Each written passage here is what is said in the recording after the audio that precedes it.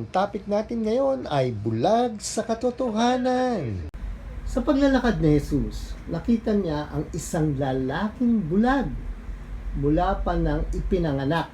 Tinanong siya ng kanyang mga alagad. Yung mga alagad, ito po yung mga disciple. Alagad lang nilalagay dyan, parang katulong tuloy. Pero kung tutusin, kung malalaman po ng mga interpreter ngayon, na yung alagad pala ay disciple, yung mga dinidisiplina ni Jesus. Kaya po itong mga alagad, matanong. Tanungin nga natin. Ito tanong nila, Rabbi, bakit sabi ng Rabbi? Ano ibig sabihin ng Rabbi? Teacher. Di ba si Jesus nga nagtuturo sa kanila kung paano sila madisiplina ng tama at maging tunay na anak ng ating Ama. Kaya ang sabi nila, wala pa sila gaanong tibay o ka-close relationship kay Jesus, kaya ang tawag nila, Rabbi. Simulan natin, sabi ngayon nung isa sa kanyang mga dinidisciple o dinidisiplina, sabi, Rabbi, sino po ang nagkasala at pinanganak na bulag? Ang lalaking ito, siya ba o ang kanyang mga magulang? O bakit kaya naitanong na gano'n, ano? Siya ba o ang kanyang mga magulang? Alam niyo kung bakit? Nung sa Old Testament, kapag nakakaroon ng kasalanan ng mga magulang, nasasalin yung kanilang kasalanan sa kanilang mga anak. Parang isinumpa sila.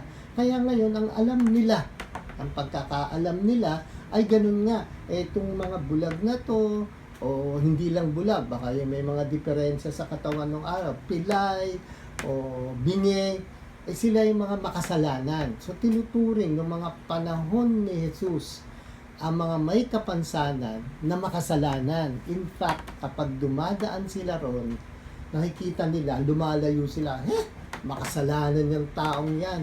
Kaya itong bulag na to, wala siyang magawa, kundi maupo sa isang kanto at mamalimos. Katulad din natin ngayon, nakikita natin. Pero, talaga po sila, nung araw, ang tingin nila sa mga baldado, ay makasalanan. Na ano na ho yan ng kanilang tradisyon, na itong mga baldado na to, mga makasalanan niya, ultimo mga magulang niya, makasalanan niya. Sinabi ni Jesus, ipinanganak siyang bulag. Hindi dahil sa nagkasala siya. Binrek na ni Jesus yung pananaw nila ron. Sinabi ni Jesus, maliwanag, hindi dahil sa nagkasala siya o ang kanyang mga magulang. Maliwanag.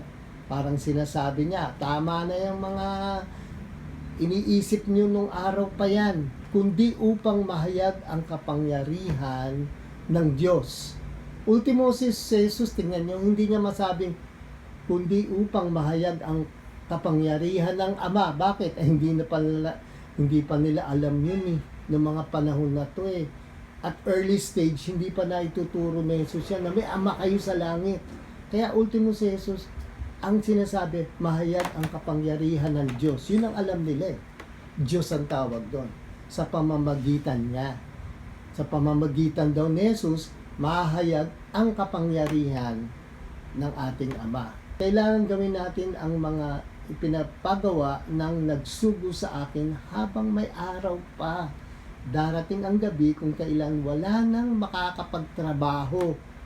Habang ako'y nasa sanlibutan, ako ang ilaw ng sanlibutan. Ayan, sinabi na naman niya. Sa gabi daw, hindi na makakapagtrabaho. Ano kaya ibig sabihin ni Jesus noon? Sa gabi, wala na makakapagtrabaho. Madilim na Makikita mo pa ba yung bulag? Sa kanila po, wala namang posting may ilaw. Wala naman pong sabihin natin na Meralco nung araw na dun sa kanilang kalye may ilaw. So, literal na meaning yon. Pero ang gusto sabihin ni Jesus, kapag wala na ako, madilim na ang buhay ng mga tao. Nagsimula po yan sa Feast of Tabernacle. Yan po yung pista nila ng tent, ng tolda. Nung napalaya na sila sa Egypt, nung nandito na sila sa wilderness, kung saan sila ay naglalakad away from Egypt. Dahil malaya na sila. Dala-dala nila yung buto ni Joseph. Si Joseph, yung una nagpunta sa Egypt na nailigtas sila sa kagutuman. So, dala-dala na yung buto ni Joseph. Patay na si Joseph ng mga panahon na to. Lumalabas, dala-dala nila to, papunta na sila ng wilderness. Siyempre sa ilang madilim doon. Ang ginawa ng ating Ama, binigyan sila ng clouds of fire. Yun po yun. Kaya sinasabi ni Jesus lagi, ako ang ilaw. To remember the pillar of fire that guided the Israelites. Yun po yun para maalala nila yung pillar of fire. Yung apoy na malaki para i-guide sila sa wilderness. Kasi po, noong mga panahon na yon sa ilang, kahit gabi naglalakad sila. Itong mga Hudyo. So, binigyan sila ng ilaw ng ating Ama, malaking ilaw na kung saan para silang ginaguide sa kanilang daanan sa wilderness o sa ilang. Kaya ito naman ang nangyari, kaya laging sinasabi ni Jesus, ako ang ilaw, I am the light. Yan po yan ha. Gusto ko ilagay niya yan sa isip at puso nyo. Kasi lagi natin narinig yan, I am the light, I am the light. Yan po ang pinanggalingan niya. Kasi po si Jesus ngayon ang ilaw naman natin. Na kung saan si Jesus ang nagbibigay ng spiritual light sa atin. Yung spiritual blindness natin o kadiliman ng ating buhay. Ano po yun? Mga kasalanan natin nung araw, kasalanan natin ngayon. Kaya ang ginagawa ni Jesus, inaalis ni Jesus, ang ating mga kasalanan.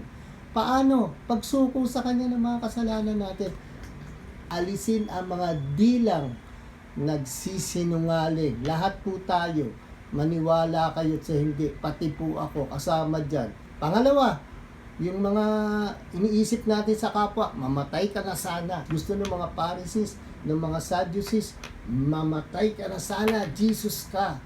Di ba? Yan. Tapos talagang ginaguide tayo ni Jesus, talagang ilaw siya araw-araw sa mga mali nating ginagawa. Tapos nire-reveal niya pa na ang Diyos ay ating Ama. Nilalagyan niya ng ilaw. Kumbaga parang sa ngayon i-spotlightan niya ang ating Ama at sasabihin niya, yan ang ating Ama.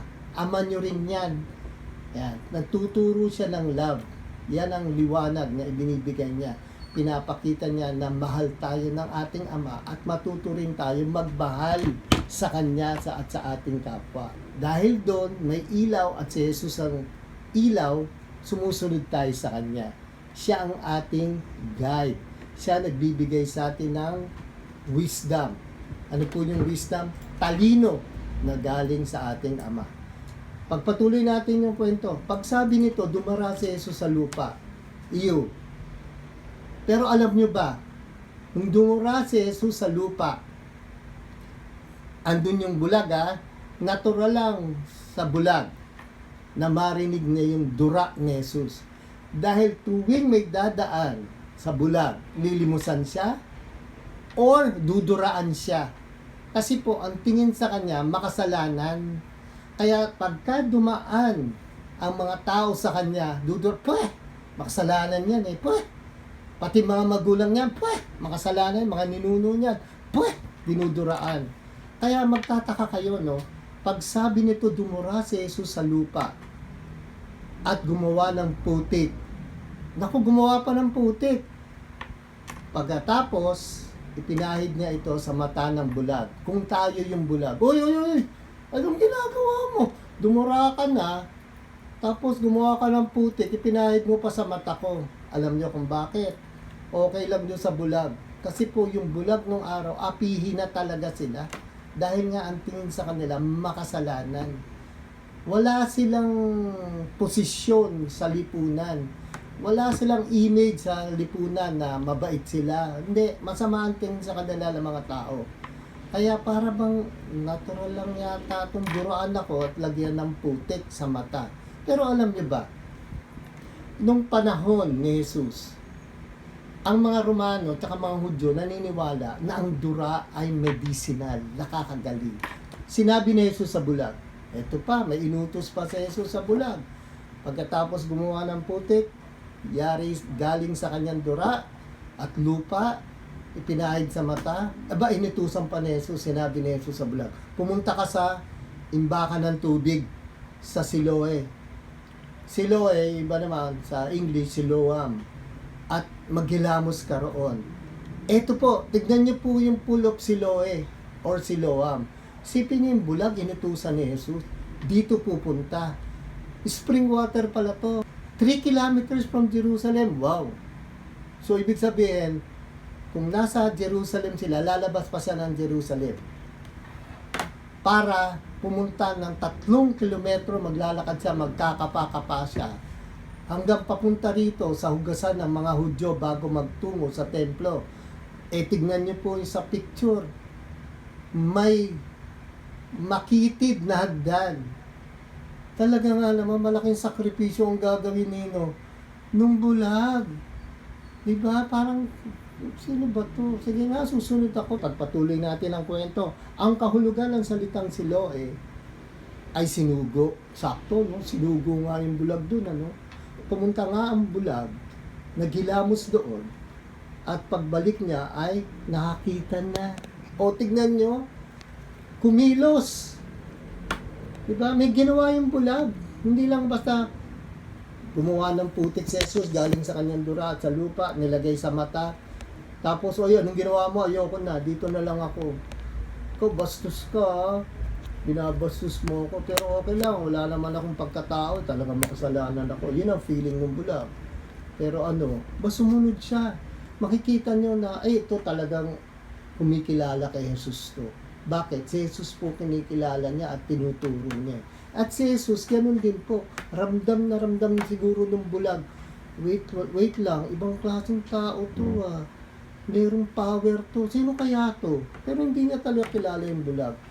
So, pumunta siya, naghilamos, yan po ang kanyang mga ginawa, at pagbalik niya, nakakita na siya.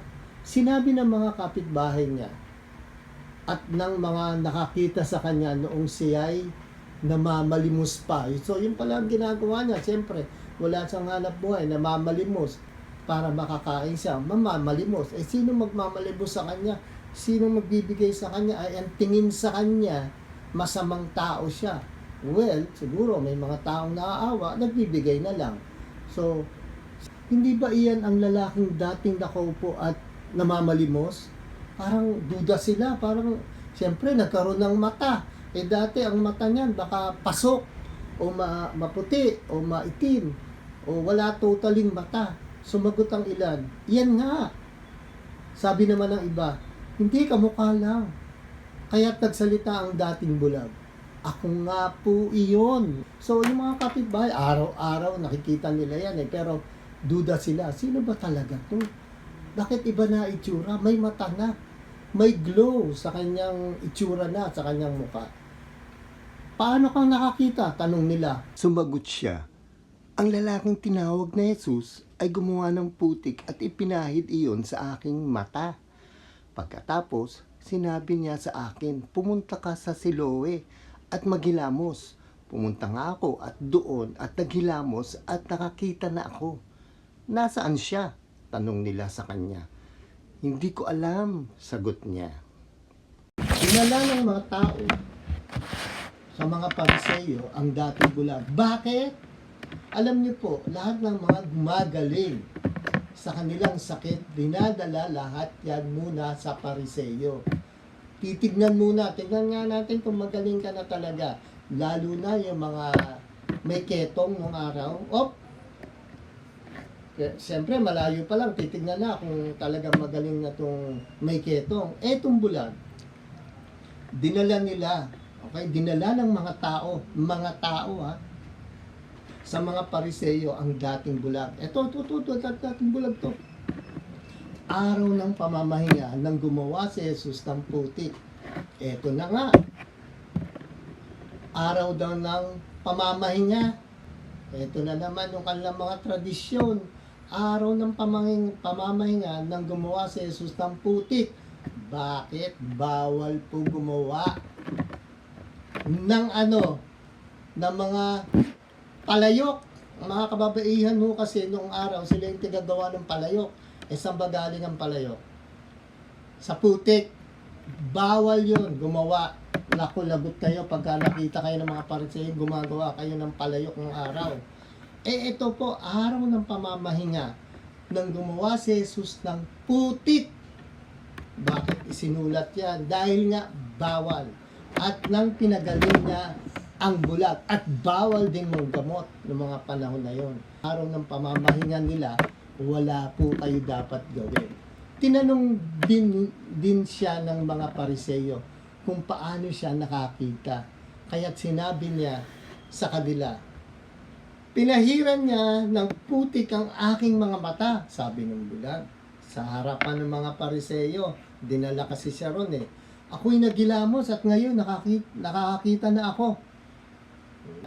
Ang sabi ng ilang Pariseyo, hindi maaaring mula sa Diyos ang taong iyon sapagkat hindi niya pinapangilin ang araw ng pamamahinga. Ano ibig sabihin ng pinapangilin? Panahon pa ni Jose Rizal yata itong word na to. Sinusunod. Hindi niya sinusunod ang araw ng pamamahinga. Ngunit, sinabi naman ng iba, paano nakakagawa ng ganitong mga himala ang isang makasalanan? At hindi sila magkaisa. Kaya tinanong nilang muli ang dating bulag. Ano naman ang masasabi mo tungkol sa kanya? Dahil pinagaling niya ang iyong mga mata. Tignan mo dapat na matuwa sila. Wow, miracle. Talagang galit pa. Isa siyang propeta. Yun ang sagot ngayon ng bulag. Nga naman, isa siyang propeta kasi ang mga propeta, sila lang yung nung Old Testament na nakakagawa ng miracle. Kaya yun ang sagot ngayon nitong bulag. Isa siyang propeta. Ayaw maniwala ng mga Hudyo na siya'y talagang dating bulag na ngayon nakakakita na kaya tinatawag nila ang kanyang mga magulang. Hindi kami naniniwala. Tawagin ng mga magulang yan. Parang hindi kami naniniwala. Di ba ikaw kung ikaw yung namamahala ng gobyerno? Kasi yung mga priest, Sadducees, Pharisees, sila yung mga parang lumalabas na mga barangay captain, senador. Sila po yan. So, ako naman siyempre naglalakad-lad ka sa labas ng iyong barangay, nakikita mo naman ang bulag na yan. And yet, hindi siya naniniwala. Alam niyo kung bakit? Tignan natin. Anak nga ba ninyo ito? Tinawag nga ito mga magulang. Eto na, tinawag yung mga magulang at yung mga magulang naman ang in-screen nila. Anak nga ba ninyo ito? Talaga bang siya'y ipinanganak na bulag? Anong nangyari at nakakita na siya ngayon? Tanong nila. Naku, ayan na. Ayan, sumagot ang kanyang mga magulang.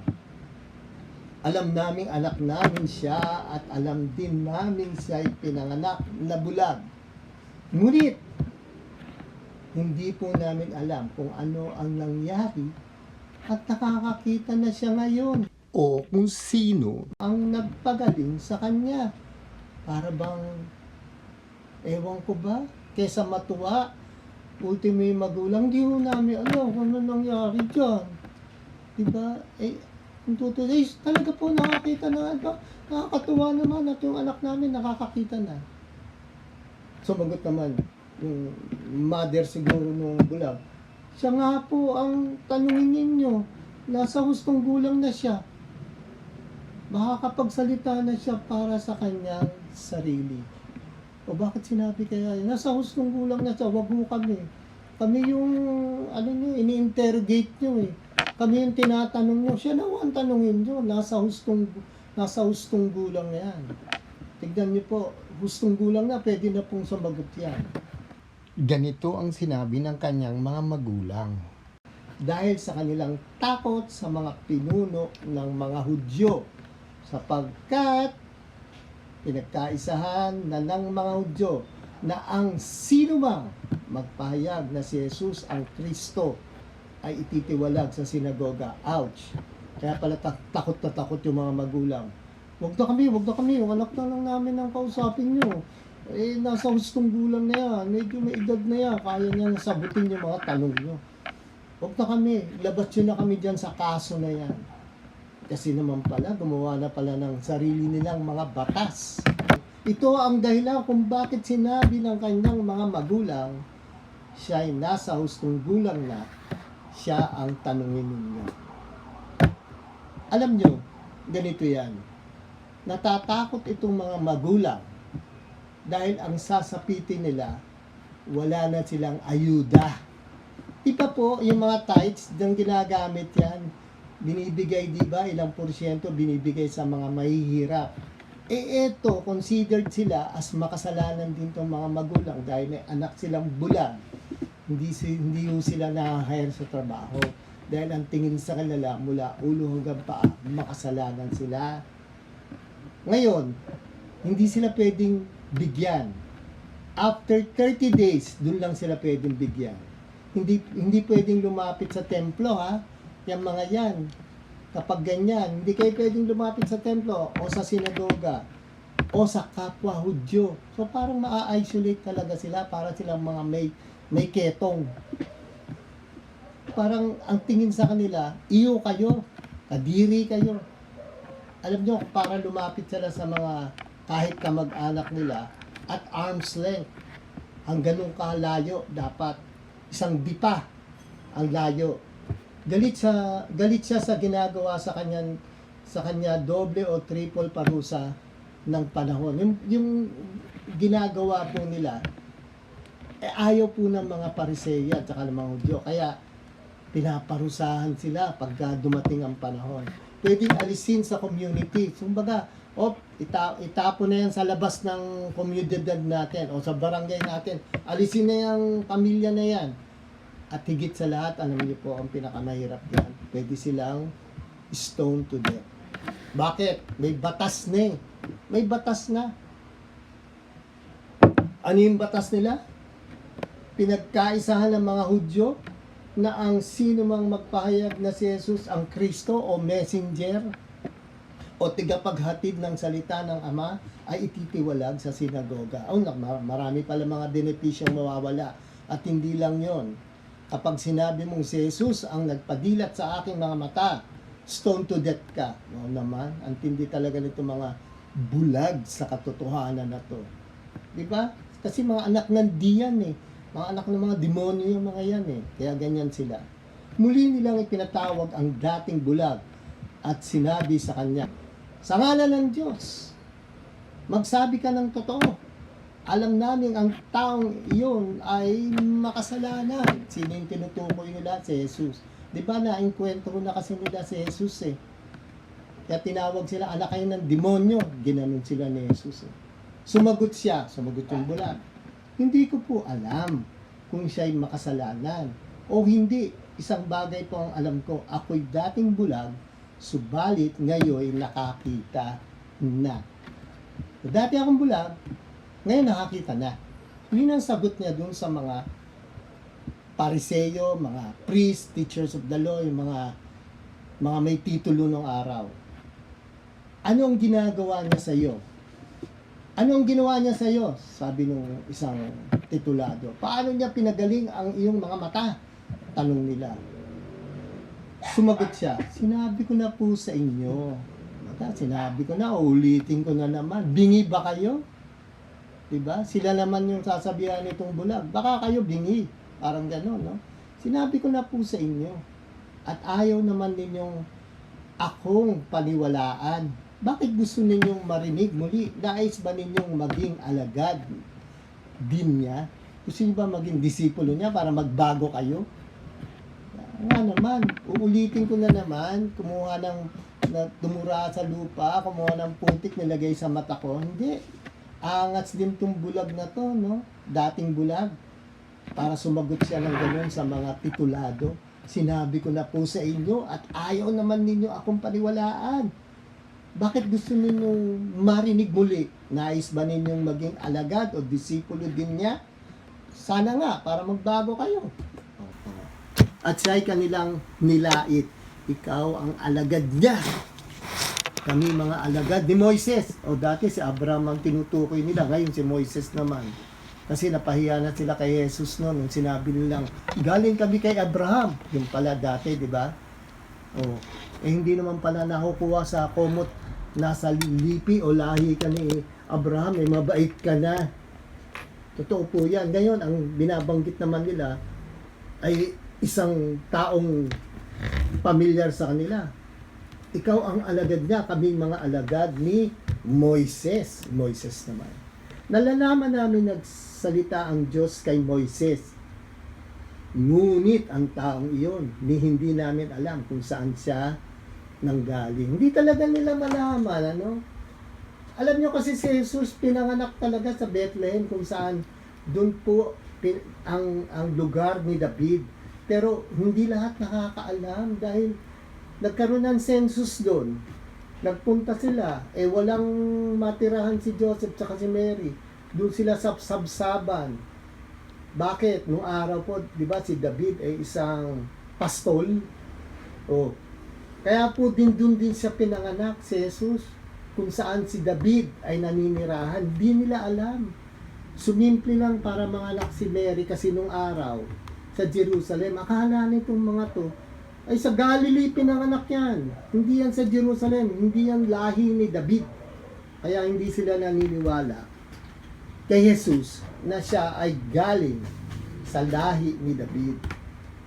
Sumagot ang lalaki. Iyan nga po ang nakapagtataka. Hindi ninyo alam kung saan siya nanggaling. Gayon may pinagaling niya ang aking mga mata. Alam nating hindi pinakikinggan ng Diyos ang mga makasalanan. Ngunit, pinakikinggan niya ang mga sumasamba sa Kanya at sumusunod sa Kanyang kalooban. Mula pa nang likhain ang mundo, wala pa tayong nabalitaang nakapagpagaling ng mata ng taong pinanganak na bulag. Nag-research ako, tinignan ko tuloy ang Old Testament kung merong propetang nagpadilat ng mata ng isang bulag. Wala nga po. Wala. Meron sa Isaiah, sinasabi ni Isaiah na may darating na magpapadilat ng mata ng bulag. Wala pong magagawa ang taong iyon kung siya'y hindi mula sa Diyos. Sumagot sila.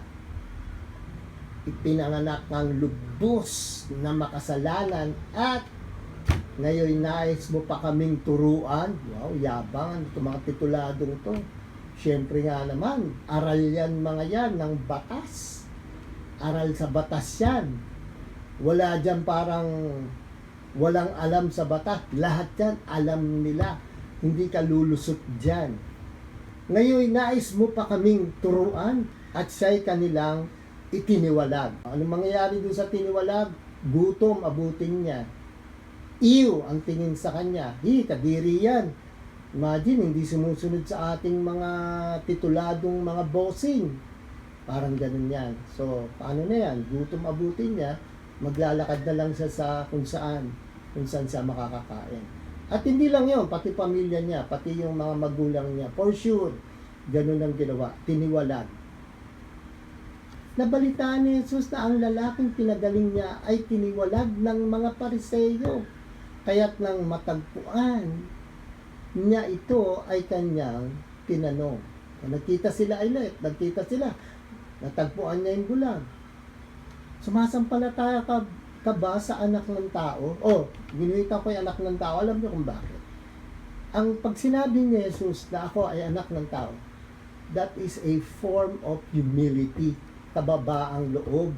Parang hindi niya sinasabi, ako ay anak ng Diyos. Hindi. Parang sinasabi niya, ako ay galing din sa tao tulad niyo. Di ba, pinanganak siya ni Mary? Kaya parang sinasabi niya, sumasampalataya ka ba sa anak ng tao? Yun ang sinabi niya. Form of humility yon. Sumagot ang lalaki, sino po ba siya, Ginoo? Sabihin ninyo sa akin upang ako'y sumampalataya sa Kanya. Siya'y nakita mo na. Sabi ni Jesus, siya'y nakita mo na. Siya ang kausap mo ngayon. Sipin mo yung bulag. Face to face siya ng kanyang doktor na nagpakilala sa kanya na ako yun. Ako nagpadilat ng mata mo, kaya ka nakakita na ngayon. Sumasampalataya po ako, Panginoon. Ay sabi ng bulag. Sabi ng lalaki at sinamba niya si Jesus. Yan po ang pasasalamat ng araw nila. Talagang sinasamba nila yung tao, nagpapasalamat sila. Sinabi ni Jesus, naparito ako sa mundong ito upang humatol. Ayan na. Yung pala ang sinabi niya, mabigat yung sinabi ni Jesus naparito ako sa mundong ito para mag-judge, para humatol. At nang gayoy makakita ang mga bulag, katulad mo, nakakita ka, o tignan mo, friends tayo na ngayon, tuntua ka sa akin. Gayon makakita ang mga bulag at mabulag naman ang mga nakakakita. Sino yung mga bulag? Bay, nakita na si Jesus, hindi pa rin naniniwala. Yan ang mga bulag. Bulag sa katotohanan. Kaya po yan ang title natin. Parang sinabi ni Jesus, pagdating ng araw, sa oras ng paghuhukom, i-judge ko kayo lahat ng hindi naniwala sa akin. Obvious naman, pinakita ko mismo sa harapan nyo na ako'y nakakapagpadilat ng bulag. And yet, hindi pa rin kayo naniniwala. Walang sino mang tao noong araw na nakagawa niyan except Jesus. Even in the Old Testament, wala pong nakagawa niyan. Narinig ito ng ilang pariseyong naroon at sa'y kanilang tinanong, ibig mo bang sabihin mga bulag din kami? Sumagot si Jesus, kung kayo nga'y bulag, hindi sana kayo hahatulan may sala.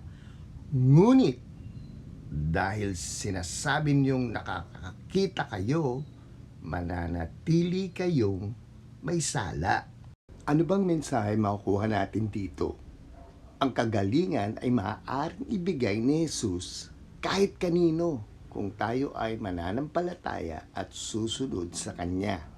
Ang taong walang pananampalataya ay naituturing bulag sa katotohanan at hahatulan siya sa muling pagbabalik ni Jesus. Application. May panalangin ba tayo sa ating Ama na sa ating pagkilos at paggawa ay natanggap natin ang ating kahilingan? Ano bang karakter ni Jesus dito? Alam niya kung sino ang kanyang gagamutin, ang susunod at may pananampalataya. Number 2, inuutusan niya ang kanyang gagamutin upang sumunod at lumago pa ang pananampalataya sa kanya. Number 3, hahatulan niya ang mga taong bulag sa katotohanan na hindi maniniwala sa kanya. Ang ating pananampalataya ay nakasalalay din sa ating pagkilos. Yakapin natin at sumunod sa mga salita na hinatid ni Jesus upang lumago at tumibay ang relasyon natin sa ating Diyos Ama. Maraming salamat po.